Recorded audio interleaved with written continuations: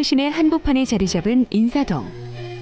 전통과 현대가 어우러져 살아 숨쉬는 이곳은 우리나라 사람들뿐만 아니라 외국인들도 많이 찾는 관광 명소다.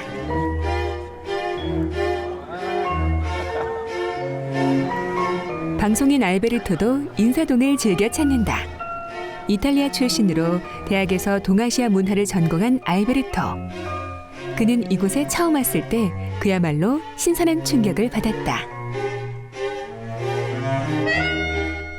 너무 신기한 것도 많고 제가 본 적이 없는 것도 많고 엄청 그때 진짜 외국인 마음으로 이것저것 다 사고 싶은 거죠. 저희 뭐 그런 적자도 유럽에 없고 아니면 뭐 하회 딸 그런 것도 없고.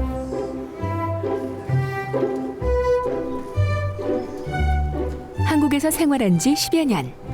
이제 그는 어느 정도 한국의 전통문화 상품을 보는 나름의 눈과 기준을 가지고 있다. 품질 대비 되게 저렴한 편도 있고 아니면 품질 대비 좀 비싼 것도 있는데 되게 다양했던 것 같아요. 그리고 근데 약간 정말 전통도 있고 좋은 작품을 찾으려면 열심히 찾아야 되는데 사실 이곳에선 국적 불명의 상품들도 심심찮게 눈에 띈다. 우리의 문화를 알리기보다는 단순한 눈요기 관광지가 돼가고 있다는 뼈아픈 지적이 나올 정도다. K-팝과 드라마와 같은 대중문화에서 시작된 한류는 엄청난 경제적 파급 효과는 물론 한국의 브랜드 가치를 높여왔다. 하지만 이제 한류도 다양한 분야로 그 범위를 확장해야 할 때가 됐다.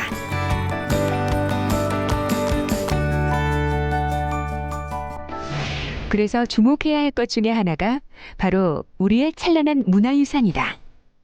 유구한 역사 속에서 빚어진 문화유산은 수많은 문화상품을 만들어낼 수 있는 원천이기 때문이다.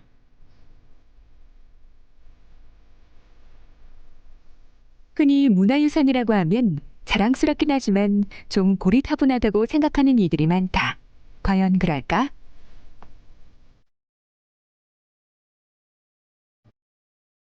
모나리자에 대한 책 보고 있죠. 모나리자 다 아시는 거죠.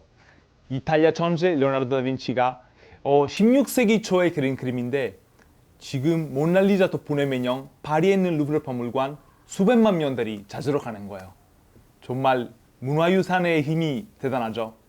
근데 모나리자가 이렇게 유명해진 이유 물론 뛰어난 예술성도 있지만 뭐 옛날에 도난 사건도 있었고 그리고 전 세계적으로 복제품 많이 생기고 관련 상품들이 많이 생겨가지고 누구나 이 모나리자를 알고 있고 관심 많고 정말 친근하게 느끼는 거죠. 네, 저도 역시 안에 있죠.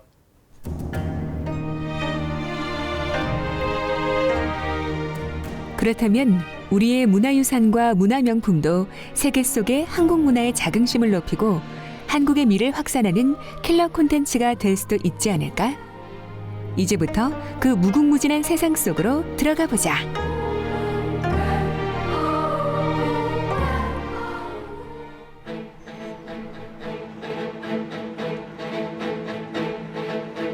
외국인들이 좋아하는 우리나라 관광지 중에는 문화유산인 고궁이 빠지지 않는다. 그중 가장 한국적인 궁궐로 꼽히는 창덕궁을 찾았다. 조선 태종 때 지어진 창덕궁은 임진왜란으로 잿더미가 됐다가 광해군 때 복구됐다. 현재 남아있는 조선의 궁궐 중에서 원형이 가장 잘 보존돼 있는데 유네스코 세계문화유산으로 등재돼 있기도 하다.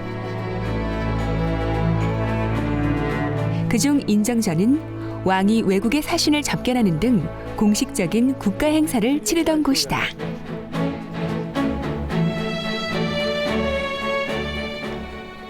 선생님 근데 제가 사극에서 본 거랑 내부의 모습이 좀 다른 것 같은데요, 네, 이건? 많이 다르죠. 맞죠? 네, 당시 구한말 서구 외래 문물이 들어가면서 서구 외래 문물과 수교가 이루어지기 시작하는데요. 그 모습이 창덕궁 인정전에서도 나오게 됩니다.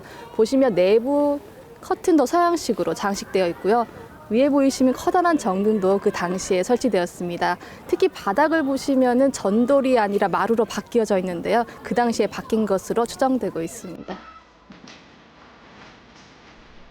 본래 왕의 침전으로 지어졌던 희정당은 나중에는 집무실로 더 많이 사용됐다. 그리고 희정당을 집무실로 쓰면서 왕비의 생활 공간인 대조전이 왕과 왕비의 친전 역할을 했는데 왕실 생활의 마지막 모습을 엿볼 수 있다. 선정전은 왕과 신하들이 나랏일을 의논하고 회의를 하던 곳으로 현재 남아있는 조선시대 궁궐 건물 중 유일하게 청기화를 이고 있다.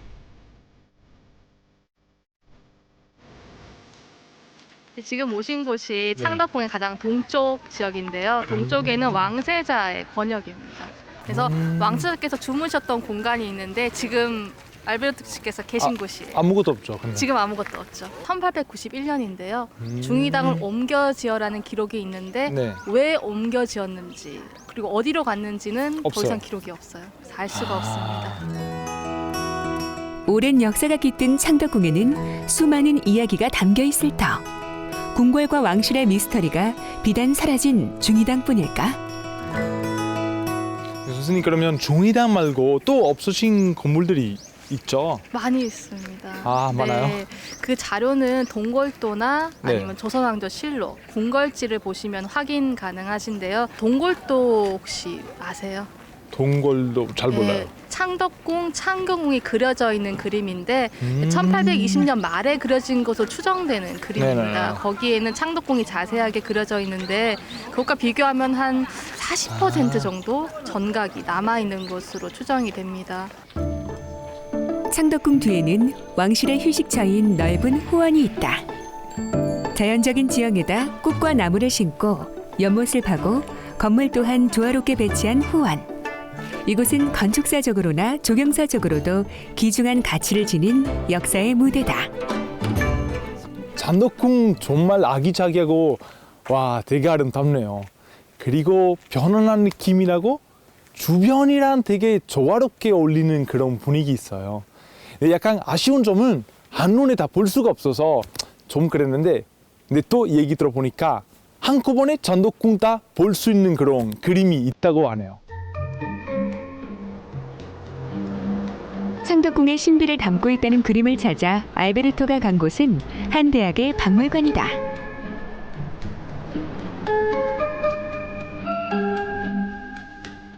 우리나라 최초의 대학 박물관으로 소장품만 약 10만여 점에 이르는 이곳에서 과연 그 그림을 찾을 수 있을까?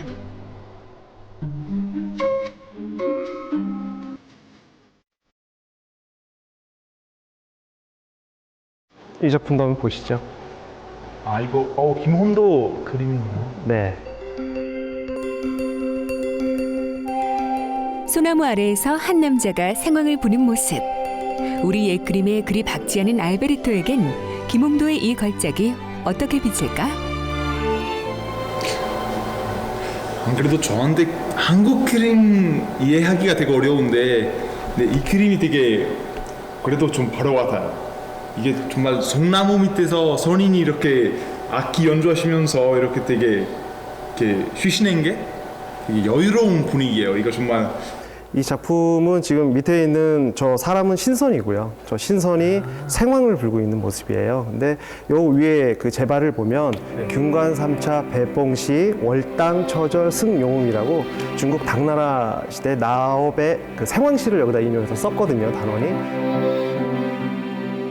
여기서 보면 우리가 용의 울음소리에 대해서 생황의 소리가 곧 용의 울음소리라고 얘기를 하고 있는데 용이 보이진 않잖아요. 그렇죠. 그래서 이 단원이 정말 얼마나 천재적인 화가이냐면 이 모습을 통해서 용의 모습을 상기할 수 있도록 그려진 그림이에요. 아는 만큼 보인다는 말은 바로 이럴 때 쓰일 터. 하늘로 치솟은 소나무가 용을 연상시키는데 귀를 기울이면 울음소리가 들릴 것도 같다. 단원의 명작을 뒤로한 알베르토가 드디어 이곳에서 찾아야 할 그림을 발견했다. 탄성이 절로 나오는데 국보 제249호인 동궐도. 16권의 비단 화첩에 그려진 동궐도는 가로 약 6m, 세로 약 3m에 이르는 장대한 그림이다. 도성의 동쪽에 있는 창덕궁과 창경궁을 조감하여 그린 동궐도는 그 규모와 정교한 묘사에 있어서 동아시아를 대표하는 궁궐 그림이다.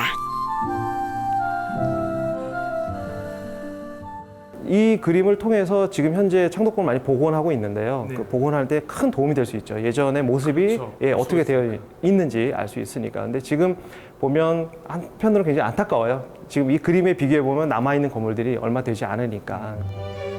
동궐도인은 지금은 사라진 중의당 일대도 세밀하게 그려놓았다. 현재 남아있는 7분서와 삼삼화 그리고 승화로의 모습이 그림 속에도 뚜렷하다. 중의당은 굉장히 부지가 넓어요. 부속 건물이랑 포함했을 때. 그리고 재미있는 거는 중의당 앞에 이렇게 과학기구들이 이렇게 되어져 있습니다. 건물뿐만 아니라 시설물까지 빠짐없이 묘사되어 있는 동궐도에는 치구기와 적도이, 풍기 같은 과학기구들도 그려져 있다. 이러한 과학기구들이 세자의 집무실 앞에 있었다. 이게 굉장히 지금 후세 학자들은 여러 가지 이야기들을 하고 있지만 굉장히 궁금증을 일으키고 있는 것들 중에 하나라고 보면 되겠습니다. 그런데 그림에 담겨있는 수많은 이야기 외에 현재 전시 중인 동궐도에는 잘 알려지지 않은 사실이 하나 있다.